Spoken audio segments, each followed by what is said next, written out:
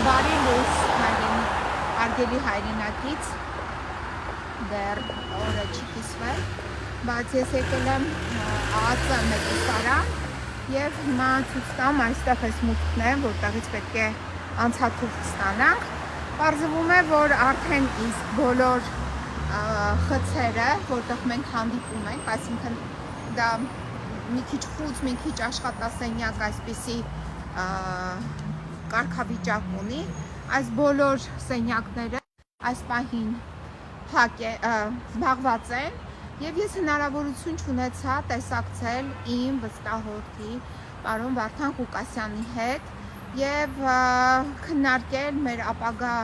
հարցերը պաշտպանության հետ կապված։ Ըստ էության Հայաստանի Հանրապետությունը արդեն բազմիցս խախտել է մեր կոնֆիդենցիալ շփման հնարավորությունը և այն տարածքը, որը պետք է նախատեսվի աշխատանքներ իրականացնելու համար, այդ տարածքը Հայաստանի Հանրապետությունը չի ապահովում։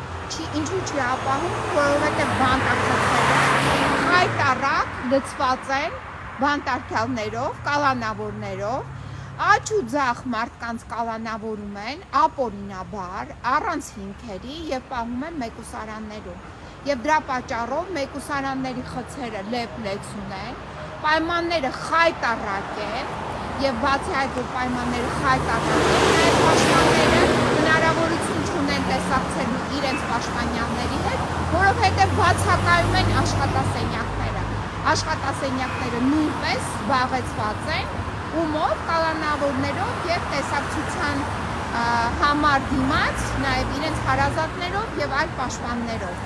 Հիմա մենք հերթի մեջ ենք, ինձ ասեցին ձեր հերթը կհասնի հավանաբար ժամը 2-ից հետո։ Դուք հիմա պատկերացնում եք այս խայտառակությունները ինչ կարգի վարքագիծ են դրսևորում կապված կալանավորի հիմնարար իրավունքների հետ և այդ հիմնարար իրավունքները իրենց այս տեխնիկական ռեսուրսներ չունենալու պատճառով խախտում են։ Իսկ տեխնիկական ռեսուրսները հնարավոր չէ բավարարել, որովհետև հազարավոր նախնական կալանքի տակ գտնվող մարդկանց են պահում այս կալանավայրերում, այդ թվում նաև այս ԱԱԾ կոչվող կալանավայրում։ Երեք դուք ականատեսը եղաք, ինչպես Վարդան Ղուկասյանի որդուն ձերբակալել էին, առևանգել էին և ում է ապօրինաբար ձերբակալվածի կարգավիճակում։ Սա նշանակում է, որ համատարած տեղի են ունենում կալանավորումներ և ձերբակալումներ և դրա համար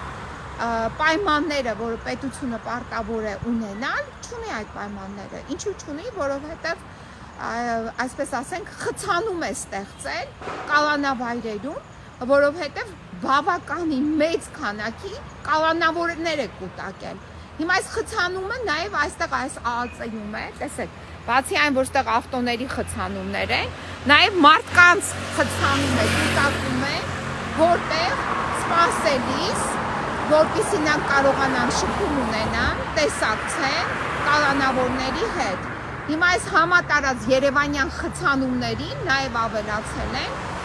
բանտախցերում խցանումներ, այս խայտառակ պայմանները նաև բանտախցերում են և նաև այն աշխատասենյակներում, որտեղ պետք է մենք տեսակցենք մեր պաշտպանյալների հետ։ Ժամը 2-ին այսօր, երեկ գիշերը մենք ամբողջ գիշեր այդ գիշերային դատերի ենք մասնակցել են գիշերային դատին Աչափնյակ նստավայրում, Երևան քաղաքի առաջին ատյանի ընդհանուր իրավասության քրեական դատարանի Աչափնյակ նստավայրում ամբողջ գիշեր դատ ենք անցկացրել։ Ինչի շուրջ էր այդ դատը, մի միջնորդության,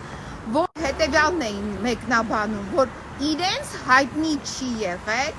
որ Սպարտակ Ղուկասյանը գտնվում է տնային կալանքի տակ և հետևաբար դրա համար իրենք կայացրել են որոշում ազատության մեջ գտնվող մեղադրյալին դատարան ներկայացնելու համար ձերբակալում որոշում են կայացրել։ Հիմա ասում ենք մենք լավ, ենթադրաբար դուք չգիտեիք, բայց այդպես չի կարող լինել, իրենք շատ լավ իմացել են այդ մասին, որովհետև մինչև նրան մեղադրյալ արդեն կարգավիճակ տրամադրելը որոշակի գործառույթներ են իրականացրել, որի ներքո իրենց պարզ էր, որ պարոն Սպարտակ Ղուկասյանը գտնվում է տնային կալանքի տակ։ Դրանից հետո, երբ դուք պարզել եք արդեն, որ պարոն Սպարտակ Ղուկասյանը գտնվում է կալանքի տակ, ապա դուք նորից ինչու եք ծառնաբեռնում դատարանը եւ իրավապահ մարմիններին եւ նորից կալանքի որոշում հայցում դատարանից։ Այսինքն գոյություն ունեցող արդեն իսկ դատական ակտի պայմաններում, երբ կա տնային կալանքի որոշում, սրանք եկել են նորից դատարան, նորից որոշում են ուզում կալանքի։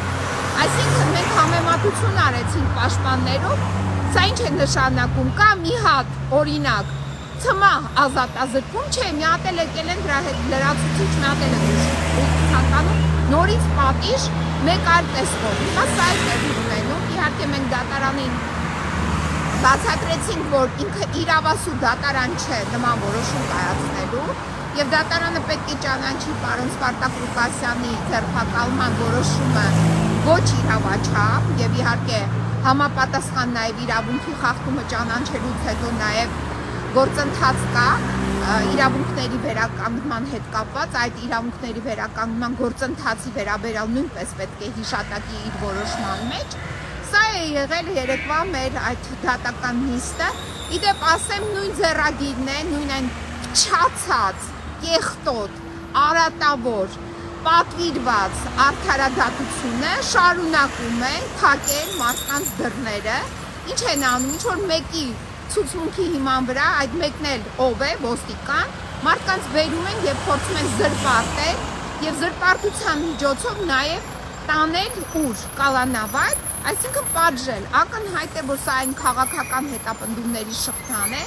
որին ականատեսն են եղել 1 ամիս առաջ, ամսի 20-ից, իսկ դրա նախորդող հանձնարարականը արձակվել էր հոկտեմբերի 1-ին, երբ Նիկոլ Փաշինյանը ազգային ժողովի ամբիոնից հնչեցրեց, թե ինչ պետք է անի պարոն Վարդան Ղուկասյանի հետ, Գյումրու ընտրված, օրինական կարգով ընտրված քաղաքապետի հետ։ Հիմա այսքանը ես ձեզ ուղղակի փորձեցի փոխանցել, որովհետև շատ են հեռախոսազանգերը ինչ է եղել, ասեմ, որ տեղի է ունեցել երեք հանցագործություն, մարդուն ապօրինի զրկել են ազատությունից, այսինքն ազատությունից որն է, նա եղել է արդեն իսկ կալանքի տակ, բայց լրացուցիչ նրա նկատմամբ որոշում են կայացրել ձերբակալության եւ լրացուցիչ բերել են դատարան, տանջել են, մի ամբողջ օր հարազատներին ահաբեկել են, հանրությանը ահաբեկել են եւ բերել են դատարան եւ մի ամբողջ գիշեր դատախազություն է տեղի ունեցել։ Սա է այդ ապօրինությունների վերաբերյալ ուզեցա ձեզ փոխանցել։ Իհարկե ժամը 2-ից հետո նորից կգամ, հերթի մեջ կանգնելուց հետո տեսակցեմ պարոն Ղուկասյանին, բայց իդեպ ուզում եմ ասել, որ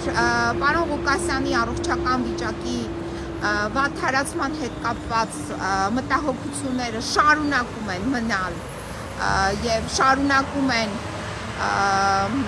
նաեւ ծայրահեղ լինել այդ վատթարացման հետ կապված հարցերը եւ պահանջում են շուտապույտ բուժում, համապատասխան բժշկական հիմնարկում եւ համապատասխան բժիշկների կողմից, իդեպ մինչեւ այս պահը չի ապահովել նրա իր բժշկի կողմից բուժօգնություն ստանալու իրավունքը։ Հասկանում